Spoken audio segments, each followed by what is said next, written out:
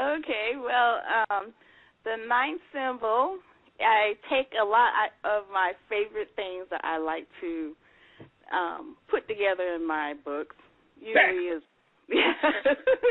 that magic, love, sci-fi, aliens.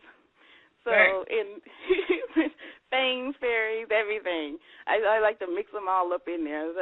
So the ninth symbol, I did a lot of research on fairy tales because that's what I grew up with, and I kind of mixed that up as coding and symbols for the main character to figure out what's going on with society after society failed, supposedly after the aliens came and are now asleep, and the humans are waiting for these aliens to wake up. So, or not waiting for them to wake up. So that is a lot about fairy tales and aliens and humans and some battle that didn't occur but kind of occurred. And that's actually that was a fun one to write. The Ruby Flesh and Heart, that's with two women, one back in the, 1500s, where magic exists, and the other woman is 400 years, like when it first starts to get, electricity and cars and things like that, and where magic does not exist anymore. So they are in a story that has this particular genie type of super being that grants wishes, but, there's a certain price that they have to pay, and after they get their wish, of course. Mm-hmm. So what's the price you have to pay? It's the price they have to pay. You have to read the book. Yeah, I'm not even going to say what I think the price is they have to pay. So you can get your dreams come true with a price. So what you do with it, if you can handle it, then you handle it. If you can't, then you're doomed. Okay. I see that you're supposed to have Jetta in creations and Nostrum. Yes, that's the aliens. That's my calling series. Those are the aliens that are in that situation where sex is a need. So there's going to be four. There's going to be four total. Four. There's four. They're generations. Okay. And different characters, and it moves along with one of my favorite characters is named Toki, and she looks like a little girl, but she's actually a huge superpower being, and she's following a story of these aliens, but you don't know why. So she helps the main character around, and she's a pest, huh? Well, I'd like to ask the question: Why don't they just, if they need to have it, why don't they just go to hedonism every year? Why do they go to what every year? Hedonism. Down in Jamaica. It's something cracking out here. Problem solved. Have to look for nothing. It's all there. Well, there's hedonism right here in whatever city you in. The swingers conventions, you don't even have to leave the country. But I have a question for you.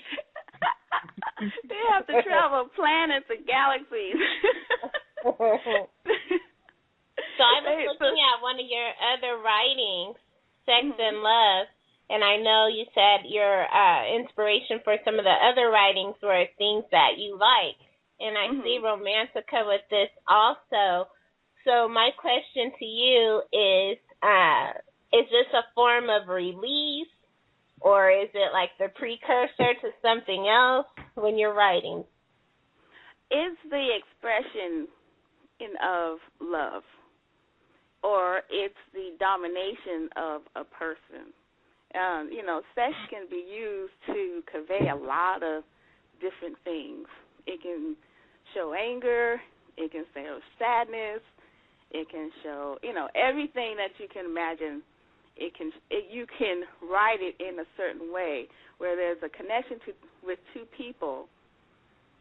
That explosion of emotion is shown through that connection. Wow, that rhymes. Connection. Yes, I'm just looking like right here where you say sex. She is born by it. She is created from it. Her every pore bears its mark. It's what she is. It consumes her. And then just the whole picture, like as I read the words, the scene is vivid in my mind. Yeah, I wrote that poem showing how strong that emotion is, and then I also compare it to the emotion of love. And the last section is a combination of sex and love. So I put them together because, love, that's an emotion. Sex is a physical thing. So, combined together is an explosion. That's why I like to write about it. All right. You are a lyrical arsonist. I like to start fires. Yes, I do. All right. It's fun to read. It's fun to write, and I enjoy it. I've been told, like, why can't you write with normal humans? Like Daniel Steele or something. You can make a lot of money doing that way. I'm like, that's boring. I need some kind of aliens. I need some kind of magic. Some kind of something extra to the scene instead of this normal, kind of thing. I think that's why that 50 Shades of Grey is so popular. It's nothing new, domination, but it's... Well, I heard that third book is not good. A friend told me if I read it, don't read the third book. Okay, got it. I haven't read the first one yet. I just kind of read the summary. Any of them. Yeah, I just read the summary of it.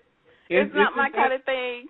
Yeah, isn't that about the whole beating and tying each other up and all that? Yeah, it's the same kind of power empowerment. Yeah, and it's popular. I know we joke about it, and I know it's like ew, what the heck is she thinking? Well, but she's getting millions of people. I'm not arguing that point. I'm just saying. Yep. My blackness can't allow me to get beat. I'm just thinking, black folks, it's just subconsciously in our DNA. You gonna hit me with a whip? No, that is to the extreme. But think about when someone says, "Say my name." Are they just having butterflies and rainbows when they're saying that? No. Yeah, it's a very forceful, expression. And forceful and passionate expression. So, with it, that's going to the extreme of those people who can no longer be satisfied with just that. They need a bit more. I think it's a little different. I'm hitting you with what's inside my zipper, or I'm hitting you with a whip. Say my name. Those are two different kind of things. Well, if you see, I forgot the movie. There was this comedy movie, and I just don't remember what it is.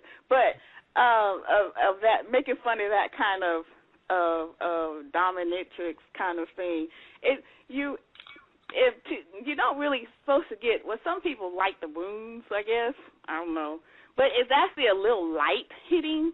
It depends on the person. I don't know. But in certain movies, they kind of explain it. But, no, that's not my thing. I'm more of the passionate, and I'm satisfied with that. Going through that. that whole, I got to bruise you up to satisfy you. Yeah, miss me on that. Yeah, I mean, I ain't knocking them, but I'm just saying that if you gotta get beat up to get off, you got some things that's a little loose in there. Well, that there are certain people who feel that they need that, and in order to feel relaxed and released, so they've gone to that area, and they're probably a lot of people because we know about it. No, I had a guest, Angelica Lauren, that was talking about guys would hire her and they wanted her to break their ribs and stuff, and that's how they got off. And I'm like, yeah. Or then you hear about the people that choke. They're into the choking. Mm-hmm. Yeah, David Carradine died from that. Trying to get that last one and went too far. Well, it's the same. It's the same as extreme people who work out until they feel that pain and those endorphins. It's that same type of feeling. I don't want to work out until I'm hurting. No, right. That's not me. But there are some people who enjoy working out to that extreme. They want to feel that pain. What's that? Even in Fame, they talk about the pain. You got to work. So yeah, there's that certain, ecstasy and pain that some people equate to feeling good in a strange kind of way. So, yeah. That would be very strange. Well, before we go, tell the people where they can catch up to you, read your blog and check out your books. Well, you can start with my main. What's that? I didn't say a word, and we waiting on. Okay. Okay. They can start with my website. It's Zhollis, ZHOLLIS.com, and all of my links to my other blogs and thoughts are on that main site. All right. Well, I want to thank you for coming on, and I definitely look forward to your Made series conclusion. Seeing the how second and third one's coming out before the end of the year, so. Well, we only got 6 months left, so you gotta get on it. Yeah, well, the editing is all done. I'm currently working for my book covers. So, she's awesome. She just, when I give her the description of what I want on the front of my book covers, she just makes it wonderful. So I'm just waiting on those, and they'll be done. They'll be out there. All right, we looking forward to it. I mean, because like I said, 6 months.